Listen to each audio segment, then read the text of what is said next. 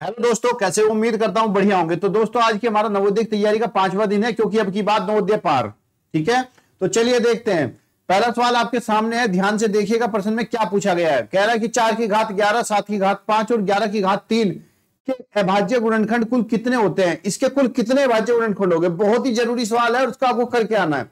यह सवाल कैसे होगा, देखिए ध्यान से। प्रश्न में कहा गया है अभाज्य गुणनखंड बताने। अभाज्य गुणनखंड, तो अभाज्य गुणनखंड में क्या होता है? देखो यहाँ पे कुछ घातें दी गई है, 5 घात है, 3 घात है, और ये जो 7 है ये आपकी अभाज्य संख्या है।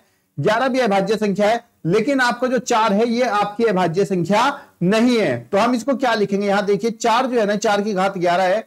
4 को आप लिख सकते हो 2 गुणा 2, और उसकी घात कितनी हो जाएगी? 11 गुणा 7 की घात 5 गुणा 11 की घात 3। इतना समझ में आ रहा है आपको? 2 की घात 2 की 2 बार गुणा करी, 2 गुणा 2, तो इसका मतलब क्या हुआ? इसकी घात 11 है। अगर ये 2 2 2 बार आया तो इसकी घात यहां से डबल हो जाएगी। 2 की घात 2 कितनी हो जाएगी? 2 की घात आपकी कितनी हो जाएगी? 22। अगर ये 3 बार आता तो इसकी घात का 3 गुणा करना था आपको। अब ये 2 गुणा 2 2 बार आया, 4 को हमने 2 बार लिखा है, भाज्य गुणनखंड करे, इसके 2 गुणनखंड हुए, तो 11 दूनी कितना हो गया? 22 गुणा 7 की घात 5 और गुणा 11 की घात 3। अब आपको बस क्या करना है बच्चों? इसकी घातों को जोड़ देना है, क्योंकि ये सब नीचे अभाज्य संख्याएं हैं और ये सारी अभाज्य संख्याओं की घातें हैं, तो इनकी घातों को जोड़ दो। 22 प्लस 5 प्लस 3, 22 5 27 प्लस 3 बराबर कितना हो गया? 30। तो कुल कितने अभाज्य गुणनखंड हो गए इसके? 30 अभाज्य गुणनखंड हो गए। ये आपका आंसर हो जाएगा। बस आपको ध्यान रखना है, ये जो घातें हैं ये एक अभाज्य संख्या की होनी चाहिए। चलिए अगला प्रश्न देखते हैं, वो भी बहुत ही ज्यादा इंपॉर्टेंट है। 6 के प्रथम 5 गुणज का योग क्या होगा? 6 के प्रथम 5 गुणज का योग क्या होगा दोस्तों? तो 6 के प्रथम 5 गुणज का योग है, आपके दिमाग में तुरंत आएगी कि 6 का पहाड़ा लिख लो 5 बार। 6 12 18, 6 चौक 24, 6 पंजे 30। लेकिन आपका आंसर तो ऐसे आ जाएगा, लेकिन इसमें देर बहुत लगेगी। तो मैं आपको जो तरीका बता रहा हूं ना, आप उस तरीके से इसको करिएगा, 100% राइट आंसर आएगा और बहुत ही जल्द सेकंडों में ये खत्म हो जाएगा। क्योंकि अगर आपसे 6 के इसने 5 की जगह, मान लो 6 को इसके 5 की जगह इसने आपसे 50 गुणनखंड पूछ लिए जाते तो क्या करते? क्यों ऐसे 50 तक जोड़ते थोड़ा इसको? तो उसको करने के लिए आपको क्या करना? अगर 6 के प्रथम 5 गुणनखंड आपको निकालने हैं तो आपको दोस्तों क्या करना है? जिसके भी हम गुणनखंड निकाल रहे हैं, हम गुणनखंड 6 के निकाल रहे हैं, तो दोस्तों हम यहाँ पे 6 लिखेंगे। क्या लिखेंगे गुणा में?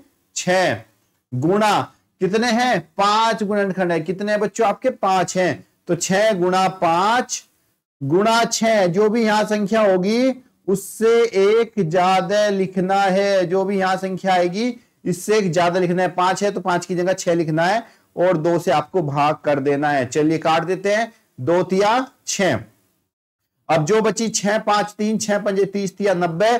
तो इसका जो 6 के 5 गुणनखंड होंगे, गुणज होंगे, उसका योग 90 हो जाएगा। और आप इसको अगर जोड़ के देखोगे तो भी आंसर यही मिलेगा आपको 100%। चेक कर लीजिएगा। अगला प्रश्न देखिए, देखो उसी के जैसा अगला सवाल आ गया। कह रहा 13 के प्रथम 7 गुणजों का योग किसके निकटतम है? चाल खेल रहा है तुम्हारे साथ, कंफ्यूज मत हो जाना पेपर में। कह रहा है कि इसके गुणज का योग किसके निकटतम है, यानी कि आपको जो उत्तर आएगा ना, इन उत्तर में किसके वो पास का उत्तर है आपको ये बताना है। तो कैसे करोगे? देखो 13 के प्रथम 7 गुणज की बात हो रही है, तो मैंने क्या बताया? जिसके गुणज है उसको लिखो गुणा में, और गुणा में क्या लिखना? जितने गुणज आपको निकालने हैं, 7 निकालने हैं ना, तो 7 लिखो यहां, और इससे एक ज्यादा, इससे जस्ट अगला एक 8 हो गया, और 2 से कर दो भाग। चलिए काट देते हैं, 2 चौक 8 गुणा कर देते हैं, 13 चौके 52 गुणा में 7, 7 दूनी 14, 7 पंजे 35 और 1 36। कितना आ गया? 364। सवाल में क्या पूछा गया है? सवाल में कहा गया है कि किसके निकटतम है। भाई मान पूरा पूरा नहीं, निकटतम बताना। तो 364 किसके पास है? 364 365 के पास है। तो आपका आंसर नंबर कितना होगा इसमें? 2 हो जाएगा। क्लियर है बच्चों? तो बजा दो फटाफट ताली और लगा दो लाइक के बटन पे निशान। एक अभाज्य संख्या के कितने गुणनखंड होते हैं? अभाज्य संख्या क्या होती है? ऐसी संख्या जो किसी से कटती नहीं। जैसे 2 है, ये आपकी एक अभाज्य संख्या। कितने गुणनखंड हो सकते हैं? 2 किस किस के पहाड़े में आ सकता है? 2 किससे कट सकता है? तो 2 1 के पहाड़े में आ सकता है, 1 दूनी 2, और 2 खुद से अपने आप से भी तो कट सकता है। तो आपके कोई भी अभाज्य संख्या आज से पूछे कि आपकी अभाज्य संख्या कितने गुणनखंड होते हैं, तो हमेशा ध्यान रखिएगा अभाज्य संख्या के जो है टोटल 2 गुणनखंड होते हैं टोटल। तो ना 2 से कम ना 2 से ज्यादा रहेंगे। अगला प्रश्न देख लीजिए, 20 के गुणनखंड है। गुणनखंड का मतलब क्या होता है? ऐसी संख्या जिससे 20 को पूरा पूरा काट दे। 20 क्या है? ऐसी संख्या जिससे 20 को पूरा पूरा भाग कर दे, वही उसके गुणनखंड हो जाएंगे। अब इस सवाल में आप लोग देख रहे हो तो इस सवाल में आपको क्या मिल रहा है, ध्यान से देखिए। आपको इस सवाल में जब आप ये सवाल चेक कर रहे हो यहाँ पे, तो इस सवाल में देखने पर आपको क्या मिला, भाई 20 के गुणनखंड आपको बताने हैं।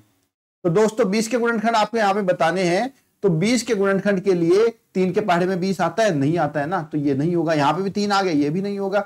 3 यहाँ पे भी अगर नहीं होगा, वो देखिए जिसके पहाड़े में 20 नहीं आता वो नहीं होगा, बाकी वो सब होंगे जिनके पहाड़े में 20 आ जाता है। 1 के में आता है, 2 में, 4 में, 5 में, 10 में, 20 में, ऑप्शन नंबर 4 हो गया।